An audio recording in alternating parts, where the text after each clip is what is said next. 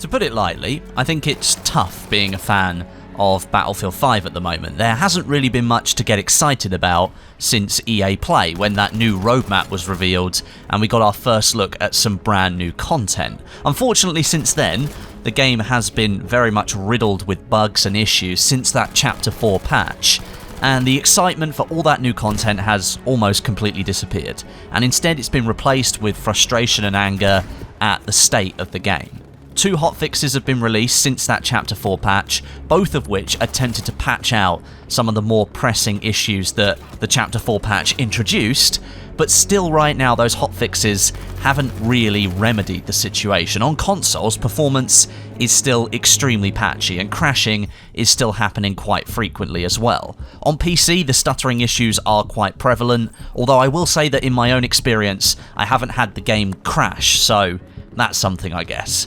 Here's hoping that the new July patch will bring the game towards a more playable state. It's launching next week, and I've got some early details on what it's going to include. But just before we get into all of that, this video today is sponsored by Elgato. These guys are top of the game when it comes to streaming and recording equipment. If you want to step up your stream quality, a Stream Deck will be perfect for you. You can automate a bunch of functions with all the buttons that includes. Or if you just want to start sharing your gameplay, a HD60S capture card will be right up your street. If you want any more information, any more details about Elgato products, there's a link at the top of the description. Go click that, and it will take you to the product pages.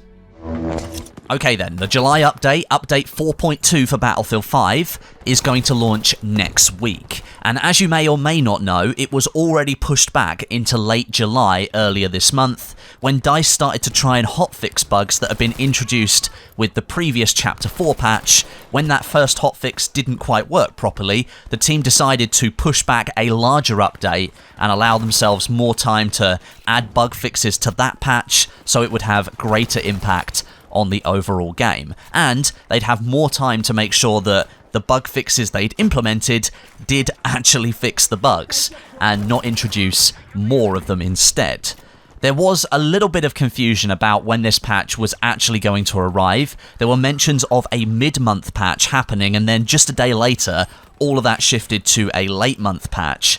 And that confusion came from the community team confirming a mid-month patch the day before the decision was taken to push it back to the end of the month. So it was just unfortunate timing there, really.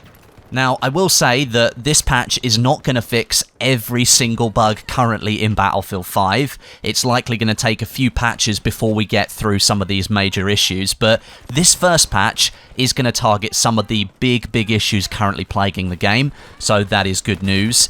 But I will just say, as I always do, maybe take this with a pinch of salt, because previous evidence of the last few patches has shown that just because you patch a game and try and fix something, it doesn't actually mean you're going to fix it. I don't really have any confidence that these patches are going to work at the moment, but I want to be proven wrong. So, DICE, if this patch does work, that's great for you guys, and I hope it does work, but I just don't really have much confidence that, at the moment, it is going to work. The first major bug that is proposed to be solved with this patch is invisible soldiers. I've explained this before. Previously, DICE believed that this only occurred with specific outfits being applied or certain combinations of outfits, but that actually wasn't the case, and after a bit more investigation, the team found that it was actually an issue with any and all outfits in the game, and it could affect any players connected to a server at any one time, so the entire thing was pretty random. The bug itself, it actually resides on the client, and this is why sometimes, if you're playing with your friends, they might be able to see all of the clothes of an enemy soldier, and you might not. It's an issue on individual clients, and it happens randomly. It's just one big hot mess. It's not one of those bugs that you really want having in your game. It's extremely frustrating for players because we get killed by other players that we couldn't see, but it also has introduced some rather unpredictable moments into gameplay as well. You think you might have won a gunfight with another player, and then bam, you get shot from somewhere completely different, you can't see that player, and you're dead from somebody that you could not see. It's massively impacting the flow of general gameplay, and in my experience, I now cannot rely on what I'm seeing on my screen, and that is a massive problem in a game like Battlefield. This invisibility bug is the main target for this patch, since it affects gameplay so heavily. So, let's hope it actually works, and it does get fixed. Next on the list, let's talk about the still as yet unreleased Al Sundan map. Of course, it has been released for the Team Deathmatch and Squad Conquest game modes, but that's clearly not where the map is set to shine. It is designed as a large-scale vehicle warfare map. You've got tanks and planes battling it out across the sand. It was set to be released at the beginning of July as the kickoff to Chapter 4 Defying the Odds, but it was delayed due to a game-breaking crash that was discovered on the Conquest mode during the process of building the update for it to be deployed. As the issue was then fixed in-house and the map was rolled out for TDM and Squad Conquest, where the crash did not occur, other issues were discovered. The FOV of your client was reset every single time you spawned onto the map, and unfortunately that did make it into the map with TDM and Squad Conquest, which was rather frustrating and still is, because that map is in rotation for those game modes. And then, to put the icing on the cake, an artifacting bug was found with the map as well, which caused the DICE team to further delay the launch of the map so that that could be fixed as well.